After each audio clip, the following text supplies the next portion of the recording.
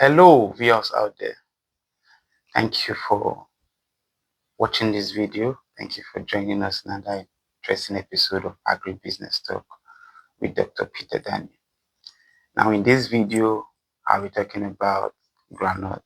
We're talking about Arachis hypogaea, that's groundnut. And in this video, we'll talk about the agribusiness of groundnut, talk about the value chains, we'll talk about where you can cultivate it in Nigeria, talk about the benefits, the opportunities that are there. I will share with you insights and action steps that you can take almost immediately to start making money from that enterprise. And like I've discussed in other videos, I've discussed uh, trends, I've discussed economies, I've discussed uh, uh, production, I've discussed marketing, I've discussed source of funds, I've discussed challenges, and provided some recommendations. I'll do the same in this video. Please watch till the end. Uh, watch carefully. If you need to write some things down, you write it down. The whole essence of this video is to expose or bring out business opportunities in each value chain we identify and we talk about. So for this video, groundnut. We now know groundnut is pulse, right? Groundnut is pulse and is cultivated in about 19 states in Nigeria. Kano, Benue being one of the major states where it is cultivated. We also know from history that groundnut used to be, Nigeria used to be a net exporter of groundnut, and groundnut used to be a major source of revenue for Nigeria. The history of the groundnut pyramid in Kano State. Although that has since the reverse has been the case given the discovery of oil in the Niger Delta region. But as of today, based on available statistics, our production capacity is still around 1.5 million tons per annum. The demand still hovers around 4 to 4.5 million tons per annum, which means that we have a demand supply gap of about 3 million tons per annum. Statistics also show that we have a production currently of around 250,000 tons of groundnut oil per annum, and the demand way above that means there's a huge supplementation by import. Currently, Nigeria has about, based on available statistics, over 180 million beds, which shows that there's also a huge demand for groundnut cake, that is groundnuts for use as feeds, part of the constituent for feeds in the poultry sector. Currently, Nigeria has about 94 million or so sheep and goats, and over 150, right, of cattle. And we know that groundnut, the hulls, also serve as feed. That is the leaves now for ruminants, both large and small ruminants. That means that the crop itself, from the leaves to the actual produce, is useful and has economical value. In KB State, some farmers actually farm groundnut for the leaves, and what they do is to they keep applying fertilizer to get more vegetative growth than even the groundnut itself, because of the economic value they get from it if they sell the leaves as feeds for animals. While some farm it for the nuts, others farm it for the leaves, others farm it for both. Let's talk about the value chain. Okay, again, about the agroecology, groundnut will require you to have a sandy, loamy soil, right? and grows more in arid and semi-arid region. So Kaduna, Kano, KB, Bauchi, the Middle Belt, Benue, Kogi, Nasarawa will all support groundnut production. The rainfall requirement is just between 500 millimeter to 1,000, not that much. Generally, the temperature in the middle belt, the weather in the middle belt favors groundnut production, middle belt and up to the north. It does not require, just requires about 5 months of rainfall for you to harvest and get your ground. Between 90 to 120 days from cultivation or from planting. Now to the value chain. Groundnut can be processed into, we know, groundnut oil. It's commonly called vegetable oil, groundnut oil. It's also processed into the residue is processed into the groundnut cake that is added as feed to give fat and oil, and also for animal feeds, good food for poultry specifically. Uh, Groundnut can also be eaten uh, directly. We start processing to oil because it is fried and sometimes turned into juice. Other parts of Nigeria also turn it into uh, soups. But for industrial purpose, you can process your groundnut into uh, groundnut oil, while the leaves will go for uh, as feed, serve as feeds. What that tells us is that the demand is there and the value chain is large enough for a new entrant. Currently, a bottle of groundnut oil hovers around 2,000 to 3,000. You know, so imagine have a population of 223 million people having to buy at least a bottle in a week.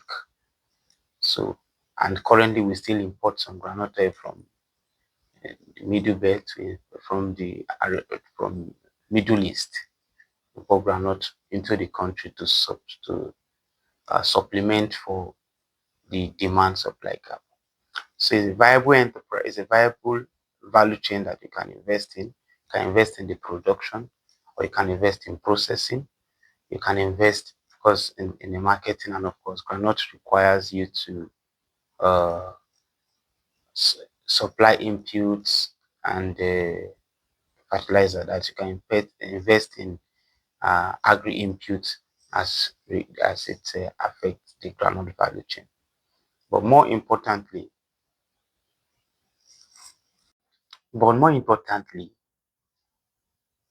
you can invest in value addition, because that's where the money is. Invest in processing. Turn your groundnut into groundnut oil. That way, it will last longer, and because post-harvest losses is also a major challenge if you produce, because the moisture content start reducing immediately you harvest. Now, what are the scale of production? Of course, just like every other value chain, is that you come in small scale, medium scale, or large scale. Now, you watch a video at that one of my interactions with a farmer in North, particularly this is in Kano State, talking about the agroecology. So I met this farmer and I had a little interaction with him. Kindly watch the video. Area where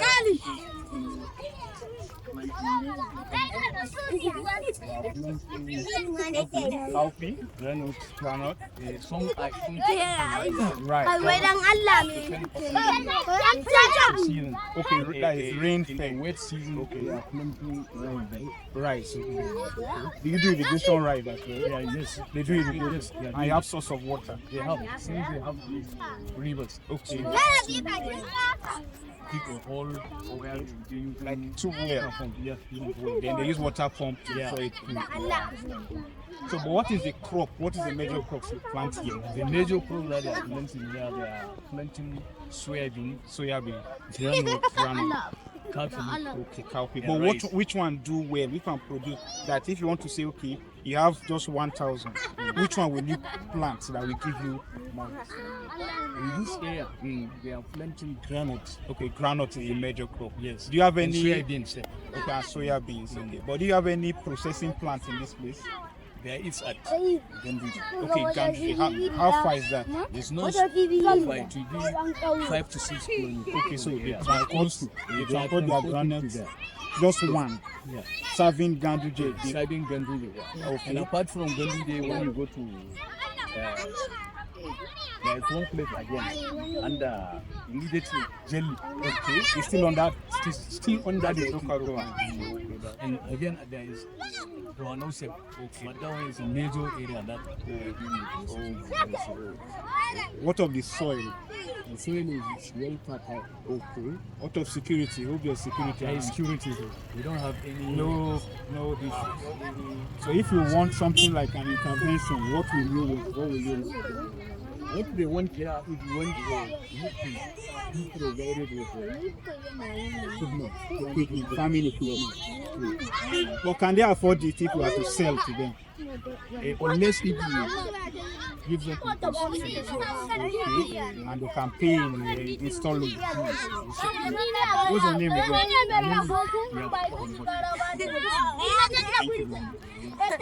Thank you very much. Welcome back. If you have watched that video,